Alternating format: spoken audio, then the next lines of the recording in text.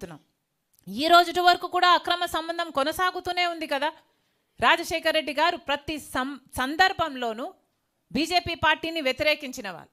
ఎందుకంటే BJP party ఒక మతతత్వ పార్టీ కాబట్టి. ఎందుకంటే బీజేపీ పార్టీ మతం పేరుతో, కులం పేరుతో చిచ్చు పెట్టాలి, ఆ మంటలో చలి కాచుకోవాలి. ఇదే బీజేపీ పార్టీకి తెలిసిన రాజకీయం కాబట్టి. బీజేపీ పార్టీ సిద్ధాంతం దేశ సంపదనంతా దోచిపెట్టి అదానీ లాంటి వాళ్ళకి పంచిపెట్టాలి. అందుకని రాజశేఖర రెడ్డి గారు వ్యతిరేకించారు.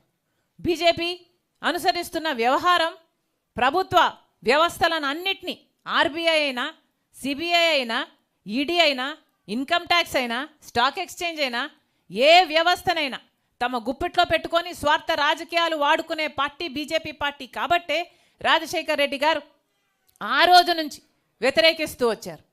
మరి అలాంటి రాజశేఖర రెడ్డి గారి కొడుకై ఉండి జగన్మోహన్ రెడ్డి గారు అదే బీజేపీ పార్టీకి ఎందుకు కొమ్ము కాస్తున్నారు? అదే బీజేపీ పార్టీకి ఎందుకు గులాంగిరి చేస్తున్నారు?